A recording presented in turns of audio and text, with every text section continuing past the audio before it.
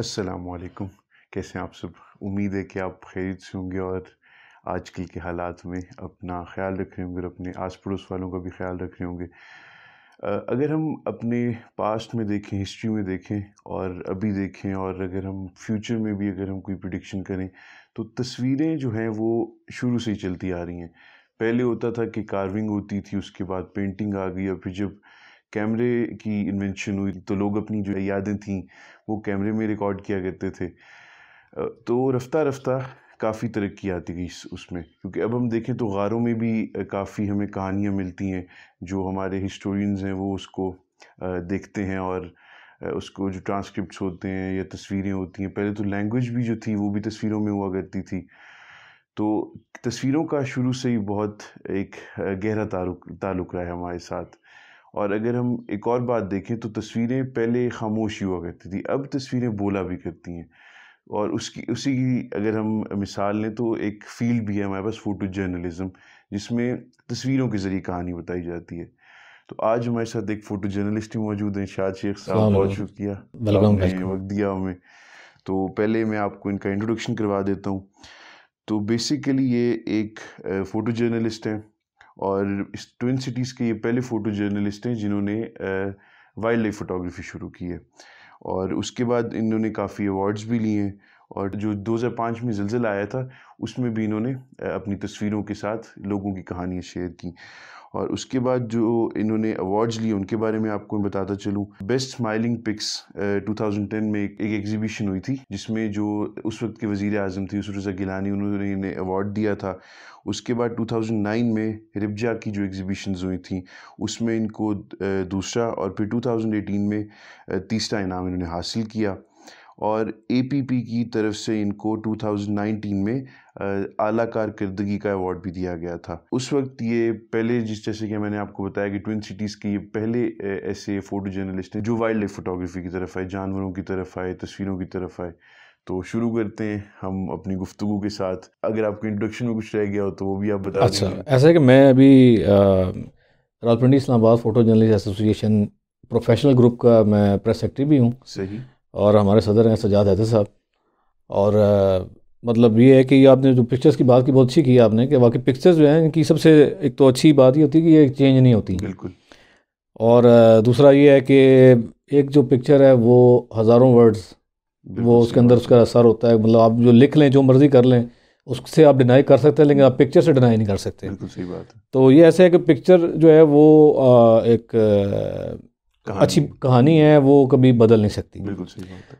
तो बाकी ये था कि आपने वो जो जिक्र किया अभी अपना बेस्ट स्मेलिंग पिक्चर्स का था, वो था बेसिकली आईएसपीआर की तरफ से एक सही सही उन्होंने बेस्ट जो थे एक फ़ोटो जर्नलिस्ट पूरे पाकिस्तान से इकट्ठे किए थे, 10 तकरीबन। सही। काफ़ी सारे दोस्त हमारे यहाँ से भी शामिल थे और कराची लाहौर से भी आए हुए थे। तो वो बेसिकली स्वात में हमने दिखाना था अमन। तो स्वात स्माइल्स अगेन एक टॉपिक था हमारा, तो वो उसके ऊपर आईएसपीआर और सीआरएस कम्युनिकेशन ने उन्होंने जॉइंटली एक किया था, एक एहतमाम किया था। हम गए थे वहाँ पे, तकरीबन 10-15 दिन हम वहाँ पे स्वात में रहे, मुख्तलिफ जगहों पे घूमे। ये तब की बात है जब तालिबान का वो वहाँ पे बिल्कुल। होल्ड था, और उसके बाद हमने दिखाना था कि नॉर्मल लाइफ शुरू हो गई है। तो बड़ा अच्छा रहा हमारा एक्सपीरियंस वो भी। और उसके बाद फिर ये था कि बस एक ट्रेल है जो चलती गई है। बस आपको पता है हमारा फोटो जर्नलिस्ट का काम ऐसा ही है कि सुबह जब हम घर से निकलते हैं पता नहीं होता रात को घर कितने बजे आना है। बिल्कुल। तो और फ्रंट लाइनर हम होते हैं। तो आप देख लें कि कोई रिपोर्टर है या कोई और भी इस तरह के हमारे साथी हैं सारे, वो तो घर बैठ के भी और टीवी पे देख के भी स्टोरी लिख बिल्कुल। लेते हैं, लेकिन हमने वहाँ पे मौजूद होना है। बिल्कुल सही बात है। कोई प्रोटेस्ट हो रहा है, कुछ भी हो रहा है, चाहे बम ब्लास्ट हो रहा है, कुछ भी हो रहा है। दो ब्लास्ट तो मेरे सामने हुए हैं, मतलब जिसमें मैं सर्वाइव किया हूँ मैं। सही सही। और ये है कि मतलब सर्वाइवर हूँ मैं, समझ लें। तो इस काम में मतलब रिस्क भी है, सब कुछ है, कभी कभी मार भी पड़ जाती है, आपको पता है। तो मतलब फोटो जर्नलिस्ट की लाइफ ऐसी ही है। अब आंधी है, तूफान है, अंत नहीं बारिश हुई है, कहानी है। आपने जाने ही जाना है, सही। आपने अपना काम करना है। बिल्कुल सही बात है। तो आप ब्रीफली बताएं कि फोटो जर्नलिज्म क्या है, अगर आप किसी आम आदमी को एक्सप्लेन करें तो। फोटो जर्नलिज्म जो है बेसिकली, मैं तो ये कहूँगा कि फोटो जर्नलिज्म एक हिस्ट्री है। सही सही। आप हिस्ट्री मेकर हैं। मतलब आप जाते हैं किसी भी जगह, देखें, आप खुद देखते हैं, आप उसको आई विटनेस भी होते हैं, आप उसको कैप्चर भी कर रहे होते हैं, आप हिस्ट्री मेकर हैं बेसिकली। बिल्कुल सही बात है। अच्छा, जो एक खबर होती है उसको एक तस्वीर किस तरह जिंदा करती है? खबर को तस्वीर ज़िंदा करती है। लेकिन देखें, मैं इसमें आपको मिसाल दे देता हूँ न्यूज़ फ़ोटोज़ की। बिल्कुल।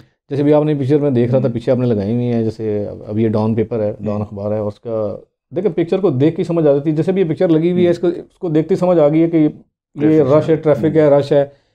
तो वो बात ये है कि आपको समझाने की भी ज़रूरत नहीं होती। बिल्कुल। बाज़ होता है कि आपने स्टोरी जो है वो उसको मज़ीद कंप्रहेंसिव करने के लिए, उसका अच्छा इम्पैक्ट डालने के लिए आप साथ स्टोरी के साथ आप पिक्चर भी दे देते हैं। तो वो अगले दिन अखबार में जब डिस्प्ले होती है तो वो दोनों का नाम होता है। फोटो जर्नलिस्ट का तो चले नाम ही हो, लेकिन स्टोरी और उसका नाम होता है, तो उसका एक अपना इम्पैक्ट है। बिल्कुल सही बात है। आपने अपनी लाइफ में पहली बार कैमरा कब थामा था, किस उम्र में?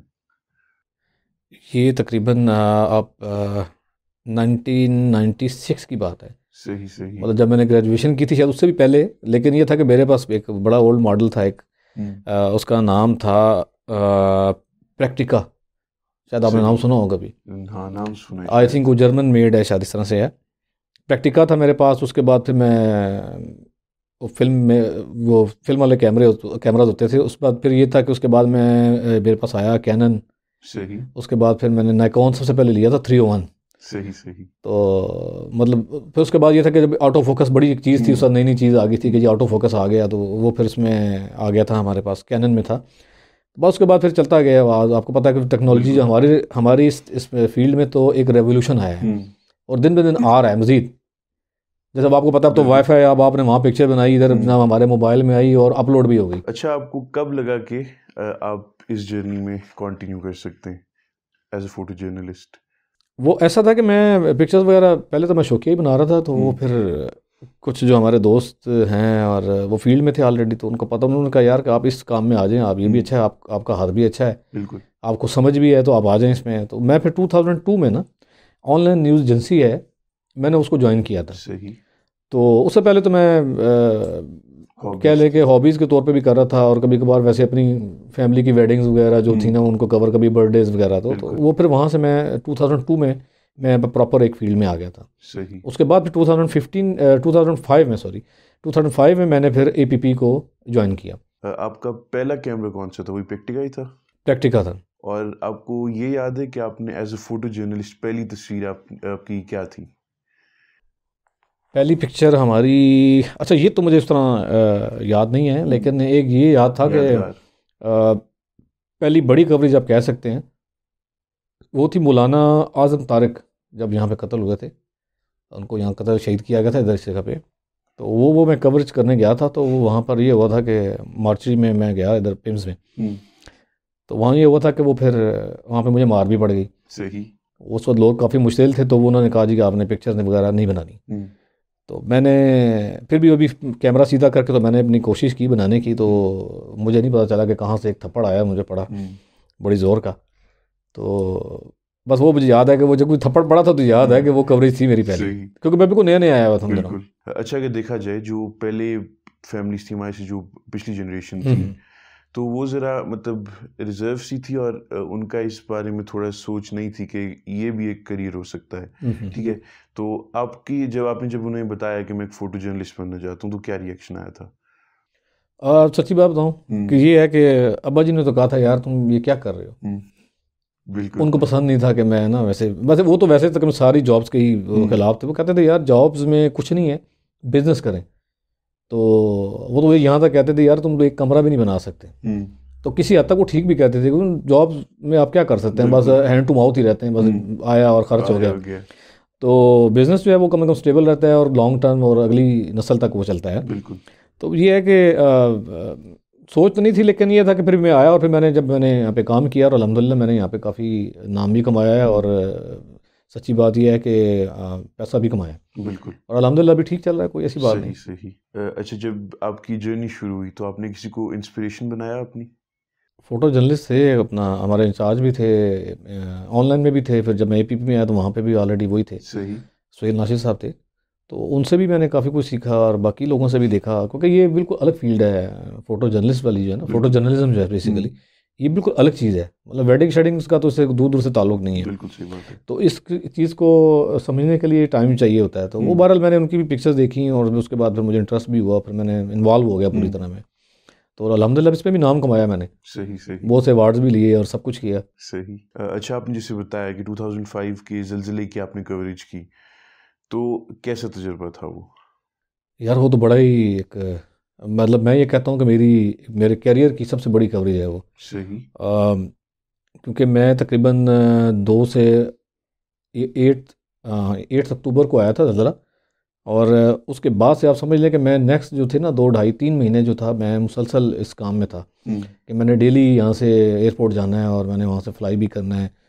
आपको याद होगा अमेरिकन हेलीकॉप्टर्स भी आए हुए थे, वो शिनोक हेलीकॉप्टर्स और दूसरे, और अपने एयरफोर्स के भी थे, सही C-130s वगैरह और दूसरे सब। मैंने बड़ा मतलब इसमें बहुत काम किया, बहुत कुछ देखा, बहुत कुछ सीखने को मुझे वहाँ पे मिला। सही सही। तो क्योंकि अभी भी उस वक्त तो खैर नहीं इतना अंदाज़ा हो रहा था, लेकिन अब मैं अपना काम देखता हूँ उस वक्त का, तो मैं कहता हूँ यार ये हमने कैसे कर लिया। कोई बड़ा इमोशनल काम था उस वक्त, बिल्कुल सही बात। लोगों की जो हालत थी, और वो मतलब वाकई बहुत बड़ा डिज़ास्टर था, और मेरे लिए बहुत बड़ी कवरेज थी वो।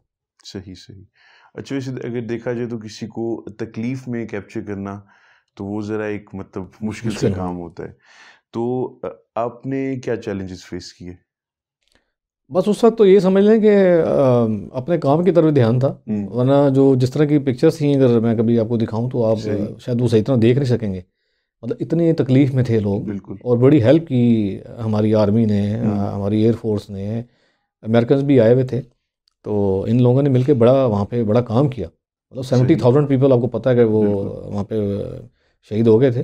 लेकिन ये था कि इन लोगों ने बड़ा काम किया मिलके, और हमने भी उनके साथ मिलके ही काम किया।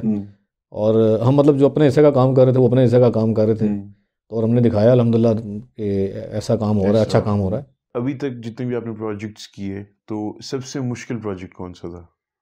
मुश्किल प्रोजेक्ट वैसे आप देखा जाए तो तकरीबन सारे ही होते हैं, सही, अगर हाँ, आप बिल्कुल। उसको मुकम्मल नहीं कर सकते तो वो मुश्किल ही है। बिल्कुल सही बात तो अल्हम्दुलिल्लाह ऐसे वैसे कभी हुआ नहीं है मुश्किल प्रोजेक्ट। तो वैसे मैं ये समझता हूँ वाइल्ड लाइफ जैसे भी मैं कर रहा हूँ वो मुश्किल काम है। सही। वो आपको जनाब इतनी सर्दी में अगर आप उठते हैं जाते हैं तो, और डेडिकेशन चाहिए। डेडिकेशन चाहिए, टाइम चाहिए, और इक्विपमेंट भी चाहिए, सबसे बड़ी बात। तो ये बड़ा एक है, अगर आप नहीं कर सकते तो वो मुश्किल है काम। क्योंकि आप कुदरत को भी देखते हैं और उसे कैप्चर करते हैं, तो सबसे खूबसूरत प्रोजेक्ट कौन सा था? खूबसूरत प्रोजेक्ट देखें, बात यह है कि मैं फिर वही बात करूंगा कि हमारे लिए सब एक एक्सपीरियंस, एक तजर्बा ही होता है। जैसे देखा जाए ना, अगर अपने तजर्बे को हम किसी भी जगह जाते हैं ना, उसको हम उसको यूज़ करते हैं। तो अब पिक्चर देखें, आपको जो नज़र आती हैं अक्सर पिक्चर ऐसी होती नहीं है, लेकिन उसको हम अपनी आंख से आपको दिखाते हैं, तो ये हमारा एक्सपीरियंस ही बोल रहा होता है। एक न्यूज़ फोटो के अंदर या कोई देखें, कुछ भी चीज़ देख लें, तो वो आपका एक्सपीरियंस ही होता है, वो ही खूबसूरती होती है, आप दिखा रहे होते हैं। अच्छा, वैसे अगर हम देखें तो हमें बताया जाता है कि फोटो जर्नलिज्म ऐसी फील्ड नहीं है, मुश्किल है, इसमें कमाना मुश्किल है और सरवाइव करना मुश्किल है। तो आप ज़ाहिर है आपका एक्सपीरियंस है, फिर इसमें अगर देखा जाए तो क्या फ्यूचर है इसका? ऑनेस्टली स्पीकिंग ये है कि फ्यूचर तो काफ़ी बेहतर था, लेकिन अब नहीं नज़र आ रहा है, क्योंकि उसकी वजह ये है जैसे अभी सोशल मीडिया ने बड़ा काम ख़राब किया, और अब तो मतलब अगले दिन का कोई वेट नहीं करता। बिल्कुल। तो वो फिर अब आप देखा जाए जब से मोबाइल आपको पता है एडवांस हुए हैं, इनकी वजह से भी काफ़ी फ़र्क पड़ा। और मतलब अब ये देख लें कि बहुत से चैनल्स हैं ख़त्म भी हुए हैं, कुछ ने अखबारों से फ़ोटो सेक्शन ही ख़त्म कर दिए हैं। जैसे नवाए वक्त है, नवाए वक्त ने अपना फ़ोटो सेक्शन पूरे पाकिस्तान से ख़त्म कर दिया। सही। तो ये एक जर्नलिस्ट की जो है ना, वो देखें जब इसका इन बेचारों के लिए कि अगर फ्यूचर आप कह रहे हैं तो फ्यूचर ये देख लें आपके सामने। लेकिन अब फ्यूचर यही है कि आप सोशल मीडिया को उसको या तो उसके ऊपर अपना कुछ करें, यही फ्यूचर है। वरना आप अगर आप अगले दिन का कोई वेट नहीं करता, अगले कहते हैं यहाँ पर भी कोई वाकया हुआ तो वो मुझे फ़ौरन ही जो है अगले 2 मिनट में मुझे मोबाइल पे मिल जाए, नज़र आ जाए, या मुझे खबर मिल जाए, तो नेक्स्ट डे का कोई वेट नहीं करता।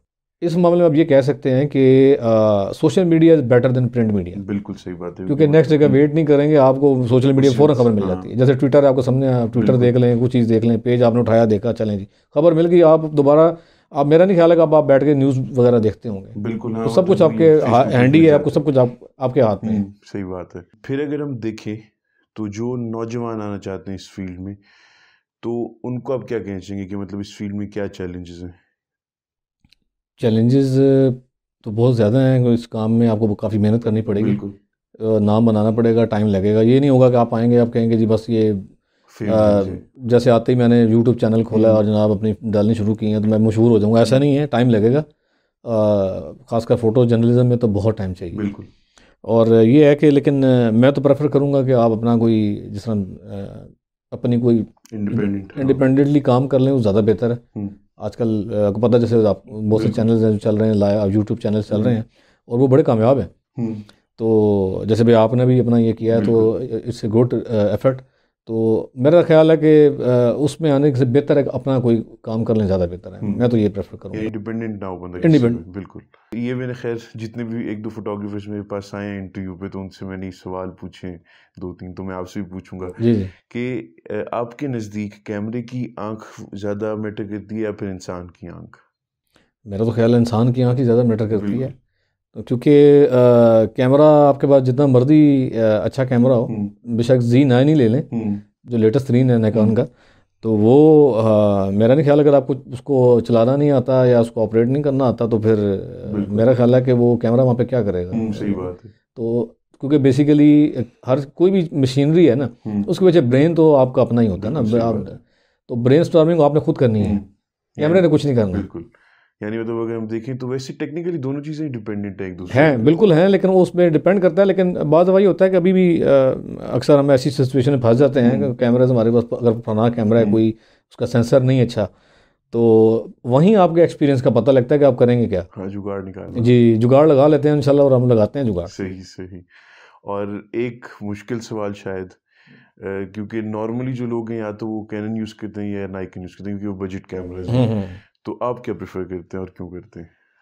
और देखें, बात ये पहली, ये क्वेश्चन बड़ा, मैं दोनों को नाराज़ नहीं करना चाह रहा, सही। दोनों ही दोस्त हैं, लेकिन ये है कि जो फैक्ट है वो फैक्ट है। फैक्ट ये है कि अभी जो मिररलेस कैमराज आए हैं ना, उन्होंने बड़ा चेंज कर दिया है काफ़ी चीज़ों को ना।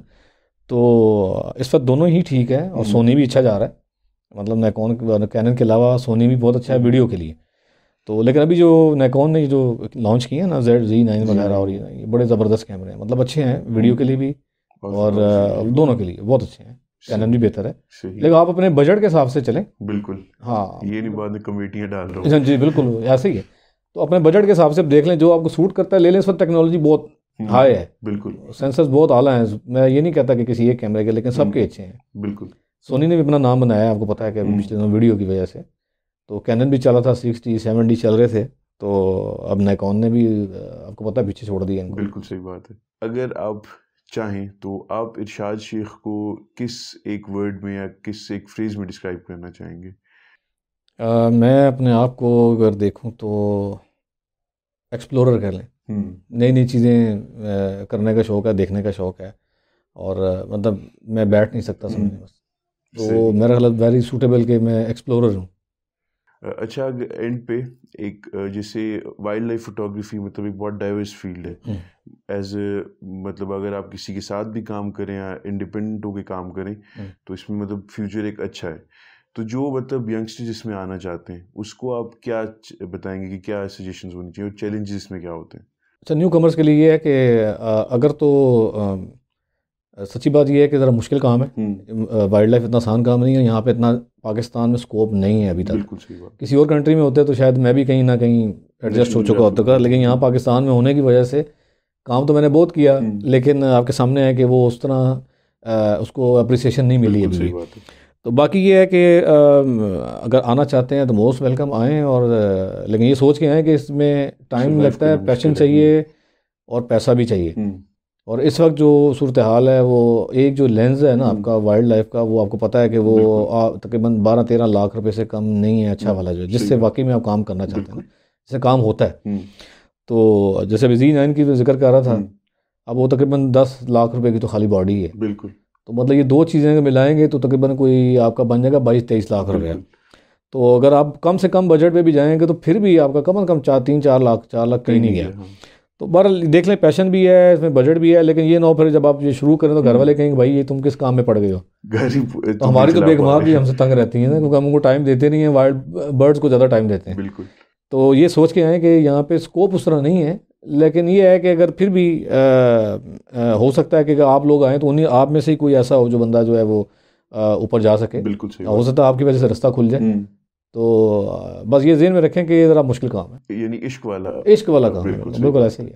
अच्छा, मेरी टैगलाइन है डिज़ायर टू इंस्पायर, तो कीपिंग दैट इन माइंड और यूथ को सामने रखते हुए आप क्या पैगाम देना चाहेंगे?